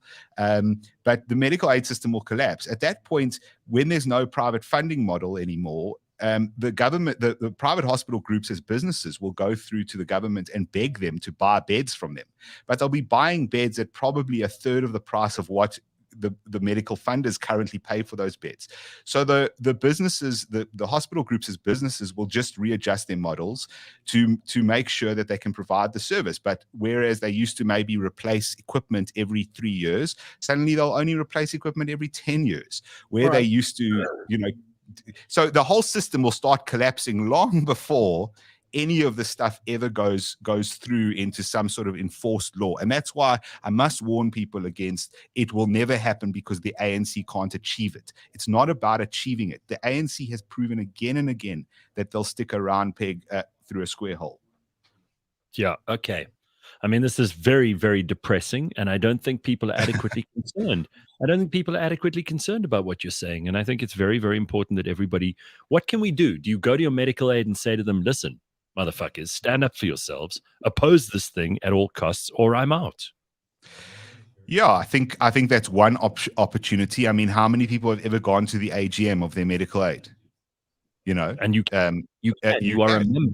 Yeah, that's correct. So you can go to the AGM. You see the difficulty again, Jonathan, in terms of the way in which one can end up approaching that is, more often than not, it's not the individual that actually contracts with the medical aid. It's the company that ends up contracting with the medical aid. And in order for the individual to then opt out, most companies don't allow you to opt out from the medical aid unless at the time of your joining the medical aid, you were able, the company, you were able to show proof that you, in fact, already had adequate medical coverage with another medical aid. But otherwise, the ability to opt out is not there for most people. And so at that level, the medical aids effectively become a bit of a cartel because one is not able to cut ties with them unless you go through the process at a company level of actually holding a vote among all of the employees to say, we are now going to go to the medical aids and tell them that we want to cut ties with them just simply because of the fact that they are not standing up to government on this. But it's almost impossible for most people to actually go down that route. Yeah, I mean, yes and no, Kanthan. The reality is your medical aid may be set upon you by your company who pays a portion, but that doesn't preclude you from still going to the AGM. And I must say, if thousands of people rocked up at an AGM of a medical aid, which had never had more than 100 people in the room, and all those 1,000 people were saying, you on the board will do something about this, or, we will vote you out, or whatever process needed to be followed. Now that's a very practical suggestion. So when is the Discovery AGM? Well, it's not only Discovery. There are other medical aids. I think we're picking on them, but sure. But I think it's important. I think it's important to pick on Discovery because they've been the most visible ally of government in terms of this entire process. They've been the ones who've been. That's why I asked the question. That's why I didn't want us to just breeze. It's for us to villainize the obvious villain, the ANC, the government in all of this. But there are people in the private sector who purport to act in our best interests and are not acting in our best interests at all. So yes, we just find out. We all know Discovery's record in terms of the vaccine rollout. Right. So bloody. Yeah, so we've got no reason to be charitable to them in particular. Jonathan, I'm taking your point that, other medical aids are, also should be engaged. But the fact is that the virtue signaling, by and large, has come from Discovery. And that's why I think it's particularly appropriate that Discovery becomes the starting point. And, if we have a couple of thousand people pitching their headquarters in Sandton, I think that'll be a good thing. Yeah, perhaps, and as I say, that's one process. I think the other process, Gareth, which has been spoken about a lot by certain civil groups, is that they're going to take this to court, and they're going to fight it. Number one, to tie it up in the courts for as long as possible, which is something I've heard many doctors comment on. Well, it'll take, it'll be stuck in the courts forever. I think that's very hopeful. We have essentially courts that have always ruled on the side of communism. Even our Concourt took away land rights not too long ago. If you have minerals or resources under your land that used to be yours, that was expunged by the Concourt, and who basically said the state can take that away from you.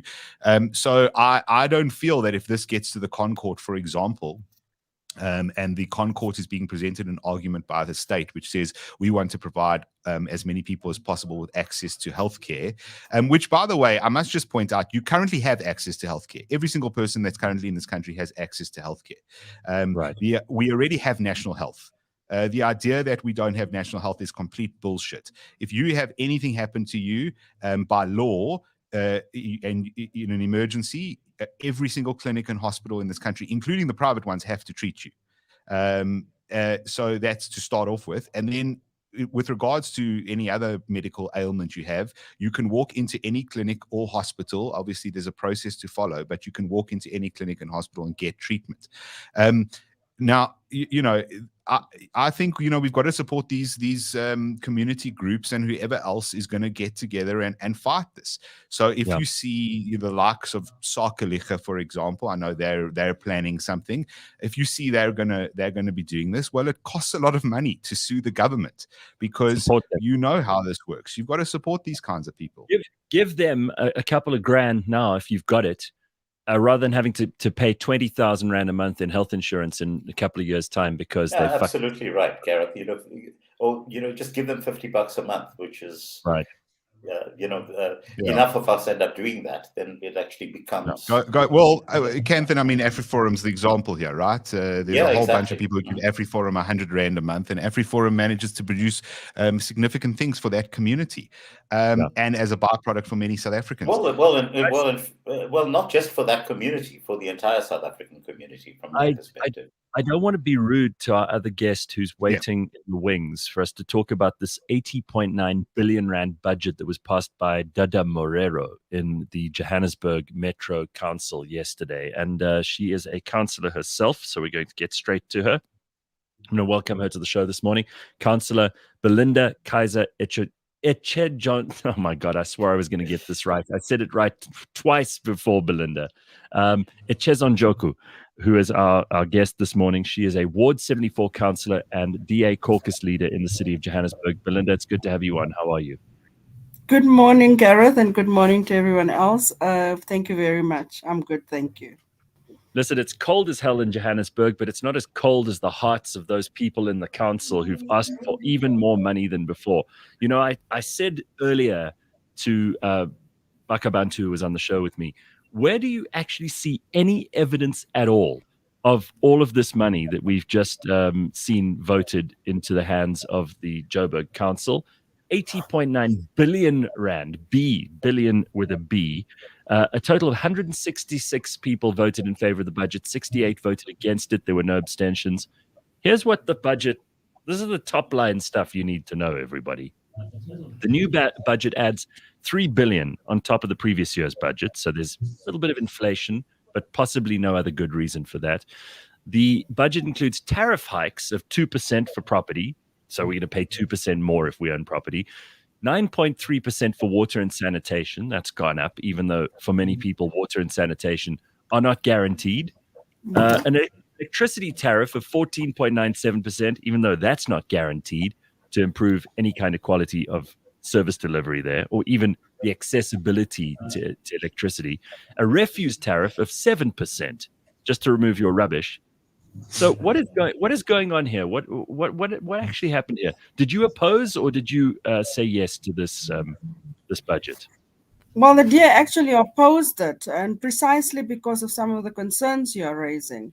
We are not seeing any of that monies, even on the previous budget, being spent among communities. I mean, for example, the city has deteriorated in a downward spiral, even in response time over the past month or two. And it's evident that nothing of that money is going to be spent. And on top of it, it's unfunded. We don't believe that it's funded. They haven't given us sufficient evidence that they have obliged with the AG's comments that was made in the reports. And that is one of the reasons why we oppose the budget. And also the ANC cannot be trusted with money. They've proven it over and over again. Yeah, I'm sure you heard we were talking about exactly this just 5 seconds ago when it comes to NHI. All right, so where are they spending this money? Where is 80.9 billion Rand going? Where do they put this? Because we certainly don't see any evidence of it. A lot of the money is spent on job creation. We were shocked yesterday that the mayor and in the SOCA, the mayor mentioned it in the budget Sorry, speech. Councillor. When you talk about job creation, do you mean just handing out money to people for doing fuck all, or do we actually mean promoting business? We have yet to see what's going to happen. And that is why in my speech yesterday, I said that this is Premier Lesufi's election campaign budget, because you cannot talk about job creation at a local government level when it is a national and a provincial competency. We know that there are effects, obviously, because people are EPWP workers, but that is not really job creation. It's not eradicating poverty, and it's not the competency of local government. Local government must make sure that the streets are clean, the sewerage works, your pipe works, your electricity is done. I mean, I'm a ward councillor in Melrose, for example, and yesterday was a typical example of what I've used, that for 4 days, Birdhaven and Melrose since Saturday had been without electricity. And it's been an absolute nightmare to even get hold of officials. So you talk about job creation. Where are the officials that's supposed to answer the calls, to respond to residents? And those were some of, it's just simple things that we cannot even get done under the ANC and its glue partners, which we call the coalition of doom and gloom. I mean, we can't get a hold of anybody to get any work done. I want to point out to people that you were also the DA's councillor in 2018 and 2021 for Cosmo City and Zandspruit, right? Yes, I was. So you really have, you've dealt with communities across the board in Johannesburg. Correct. In terms of rich and poor, good service delivery, poor service delivery. You've really got your hands dirty here. Okay, I'm going to let Kanthan and Jonathan ask you a few questions. I'm sure they have a few, both resident in Johannesburg. Kanthan has had many things to ask previous mayoral candidates. Of course, Belinda is not a mayoral candidate. She can't answer all the questions, but perhaps she can help with a few. Yeah, I guess, the starting point from my side is, to what extent now is there the ability to have actual oversight on how that money is getting spent? And more importantly, is it possible for us to have constant updates that actually feed into the public domain, that show almost on a line-by-line basis exactly where the money is going to? Because I don't think we have enough of that flow of information coming out at the municipal level. I agree with you, Kanthan, and that is yesterday, just to give you a bit of background of one of the reasons why we even opposed this budget. First of all, we felt that there wasn't enough transparency in terms of the line items that we wanted to see where it will be spent. We had a meeting with the MMC of Finance on Friday as the DA. We took a whole delegation because we raised concerns because there wasn't any clarity or, clear indication of where the money will be spent. There's a lot of other items on in the line items, especially JRA. It is very difficult at the moment to get any information which should go through the Section 79, which one of your ward council, if you're a ward council, obviously your ward councillors and some of the PR councillors will sit on, and they will get those reports through the Section 79. But one of the failures that we've had recently is that the Section 79 committees have not even set. And some of those... Just help me for a second. What is Section 79? Okay. Section 79 is the oversight committees that is chaired by the Speaker and the Chair of Chairs. Every councillor, there's 10 portfolios in the City Council, which is headed up by MMCs. So those Section 79 committees are oversight committees that give oversight over the executive, meaning the mayor and his mayoral committee. So there's a Section 79 that literally mirrors that portfolio. And then we've also got a few oversight committees, that is the municipal accounts and also governance. So a lot of the flaws we've already picked up some is on governance, some of the governance issues that people were refusing to account. And if you haven't even had reports like a Section 71 report that gives a lot more detail as well, that hasn't come to council, and then they want to pass a budget. So it's very difficult to just say yes when you haven't seen what has happened, what's, line items.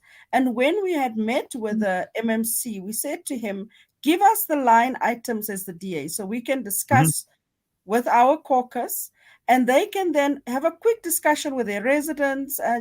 Sometimes it's easy to just talk to residents associations who generally represent the residents in particular suburbs or areas.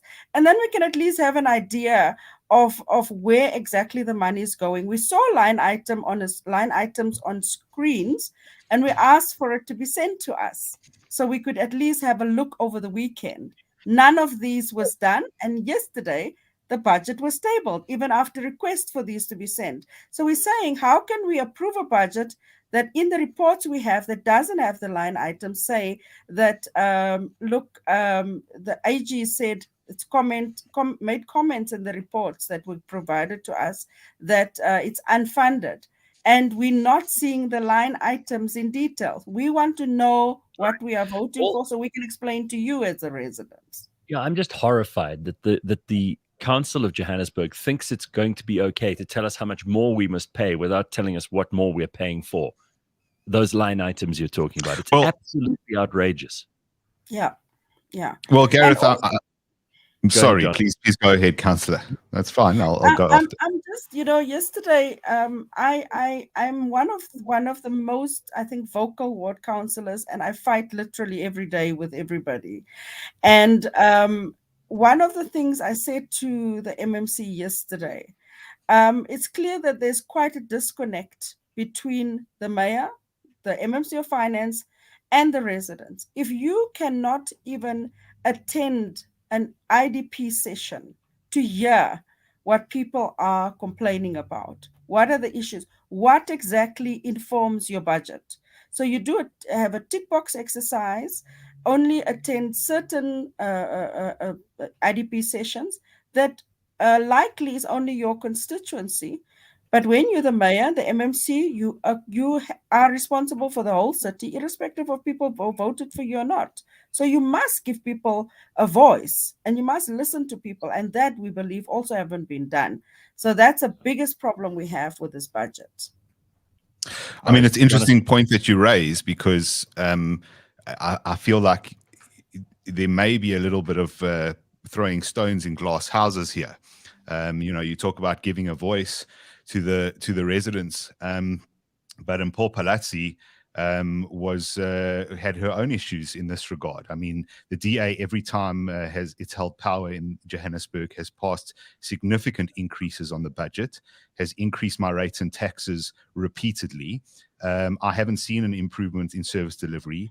I had to try and get a manhole cover on Oxford Road replaced. It took 9 months for Paul Palazzi's government to do that. I have significant concerns that the DA knows how to saber rattle when they're not in power, and when they're in power, they do many of the same things. I suppose my question to you would be, other than being able to write in a line item, which is just basically incompetence on the part of the ANC, it doesn't matter. They can write in a line item for you. You still won't vote for the budget because we know they're going to steal the money. But I'm not sure what the DA does when they're in power. And my question for you is, you've been a councillor for quite a long time. Maybe next time we have a DA mayor, should it not be a councillor that has actually been on the ground for a long time, instead of someone who's been elevated to that position because they dress nicely? Parachuted in, yeah. That applies to Mashaba and Palazzi, by the way. I'm not going to go into the merits of being parachuted. What I can tell you, there is an advantage if you, for example, is a ward councillor or have been a councillor for some time. There is an advantage because you tend to be a bit more in touch. And I always say to people, I was a PR councillor, which is a proportional representation councillor, where I was in Cosmos City. And I exposed a lot of the corruption and also the COVID problems. And they threatened to arrest me in Dunspread and Cosmos City over that time. It does help if you've been a councillor for some time, because it gives you at least an added advantage to be in touch. You've been in touch with the community all the time, not only when it's election time, for example. As a ward councillor, you are forced to be on the ground. Your assertion about what we do differently, or what Palazzo was doing, or our government, because I served in Palazzo's government as the MMC of Development Planning. And a lot of the issues we sat with was, it's pretty much what happened in Cape Town years when the DA first took over. I know what you're going to say before you say it. I can complete your sentence for you. The legacy problems take a long time to get over, and it will take years to fix. Is that about right? More or less, to an extent, but there are systems that can be changed. And I've managed to, for example, in the portfolio that I headed, it was a little bit easier. The difference with Joburg is that you're also sitting with officials that have already been placed there, that you have to deal with, and might even be hostile to this new style of governing, of people wanting to have people on the ground. And that is the difference with Joburg as well, that it's been so difficult for us to effect the changes we want to change. We had brilliant plans, and we still have, which I believe we will implement, but with officials, sorry. No, I am interrupting, but I do want to just understand why when you're in power, or when you were in power, and perhaps the next time you are in power, it becomes so difficult to enact those changes. I'm very confused about why, for example, if there are potholes in the road, it is very hard to just fix them. That's not a legacy problem. If there's a pothole today, all right, you can literally find it on Waze, so you don't need to invest in any technology. You can open Waze and you can find all the potholes. I'm sure as a government, you could even probably go to the people who run Waze, and they'd send you a printout of the GPS locations of all of those. And then all you do is you go and you take some budget and you hire people, or you take your own people who know how to fix a road, and you send them to do it. The DA, unfortunately, wants to follow all. You're going to tell me that there's rules, and you've got to pass it through some standing committee, and you've got to, So here's what I think as a resident: screw the rules, fix my roads. As a resident, I would love to have exactly the same. Screw the rules and fix the potholes, but then you're going to sit with AG reports that are going to have... Who cares? Who cares? What is the consequences for those AG rules? It doesn't make any difference in other municipalities. I mean, 93% of them are bankrupt and have unclean AG reports. So who gives a shit what the AG says? Good governance is important, because, as you say, good governance is bureaucracy. If you absolutely good governance is bureaucracy. Go and fix the pothole, I can get my friend to go and fix the pothole and take a kickback on that, for example. And there are reasons for rules being there. And I understand, obviously, there's better collaboration with the private sector. Could have been made much easier, which I am a big proponent of, working better with the private sector. And I think because of this red tape in government, it becomes so difficult to do it immediately. But one other thing, for example, if you talk about JRA, I don't know, obviously it's a while back, but as a ward councillor, what I've experienced at the depots, a lot of times what you would like to do at the depots, there's not even material. That we found there's no material and there's no money for the material. So even if you pass the budget, it's still not enough. The depot managers will tell you there's no material to fix the pothole. There's no tar to fix the pothole. So those are some of the legacy issues you're talking about. And it's unfortunate that even when you say, okay, there's legacy issues, let's get the private sector to come in and assist. They make it so difficult in terms of government's procurement processes to get even the private sector to come in and assist. It's very simple to just simply get 3 quotes and go with the lowest of the quotes and get it fixed. And in terms of the officials that you are saddled with, Belinda, that you're not able to get rid of, I'm saying it's actually fairly easy to get rid of them. On day one, when you take over in the administration, you call all of those officials in and say, look, we know you were part of the previous regime. We want you out. We want to draw up a mutual separation agreement with you. And here's what we are offering you in terms of your pricing. Please pack your stuff and go. We will continue this process through the CCMA, but in the meanwhile, we're bringing in a new person. And then you go through the process in the CCMA. The CCMA is going to say, all right, this is an unfair dismissal. We need to pay this person out for 2 years. Pay the person out for 2 years. Because you're going to be in power for 5 years. It's worth it. Call it. I can tell you we've done that. We've done some of them. And guess what happened? Name them. In January, they came back. In January, they came back. When the ANC when Tapelo Ahmad was back into power, they came back and we were outvoted. We've done a few of those, especially with senior officials. What you're saying works with senior officials. But at the lower level, it's not that difficult, and that's where actually it's not that easy, and that's exactly where the service delivery happens. Then you have strikes, and you have pick it up, for example, throwing rubbish in front of your doorsteps, and we're sitting with bigger problems. So we try again, the pick it up problem is directly the result of the DA government. It was under Herman Mashaba who insisted on insourcing all of these employees. I know people are enjoying this, and Kanthan and Jonathan are asking questions that ordinary people in this city want to ask, and I understand the frustration, but I do not want us to pile on to Belinda, who's come on this morning. I don't think we're piling on to Belinda. I think we're very sympathetic towards Belinda, and frankly, Gareth, we're appreciative of her being on the show and outlining these problems. But what we are doing, I need to support solutions. What Kanthan's saying. I support, I know Belinda works very hard because I have a councillor who works very hard. And generally, councillors are the hardest working people, but they're not the seen people. And that was my point about who should be the next mayor the next time the DA comes into power. I don't want someone who hasn't been involved and who doesn't know what it means to be a resident on the ground and to suffer with these issues. I want a councillor who's been battling these issues for years and who's willing to take hard measures and isn't a face for the DA. I don't care about the DA's faces. I'm done with that. And frankly, you can tell all your councillors in your next meeting and all your colleagues that if they carry on doing this, they're losing people's votes. That's the reality. And it's nothing against you as a councillor. You do your job. I will carry on voting, I might add. My vote is not for the DA. It's not necessarily for the DA. I'm not saying it's not up for grabs, but it's not necessarily nationally up for the DA. But my local vote, I will vote for my DA councillor just because she's very good. If she changed party, I would vote for that party. She's exceptional. I'm in the same boat. I've voted really for the DA councillor in my suburb as well.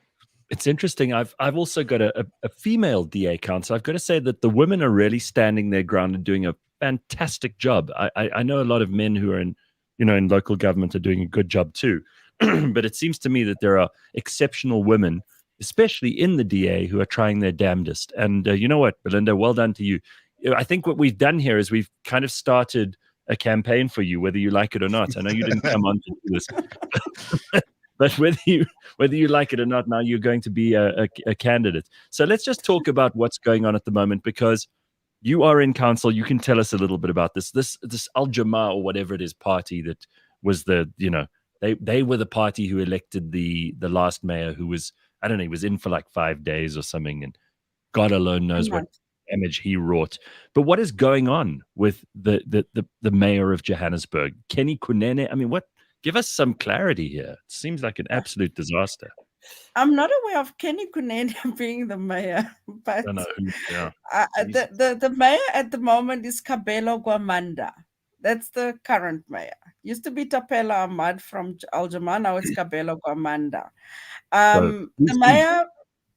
The mayor's soca speech, we felt was not only vague, but we could see that he was pulled in different directions, as you would, because if you are a party that has less than 1% and you're having two big parties pulling you around as the mayor, it becomes a problem. I don't believe he's his own person, and I don't believe he's up for the task, in my view. You ask simple questions based on his soca speech, and he can't answer, and then pulls the race card and tell us about 30 years ago about apartheid, which I believe is an old argument, because we're 30 years into democracy, and it's about people getting services, and it's about you making the right decisions to at least try as much as possible to accommodate what the people want. And the mayor has been missing in action.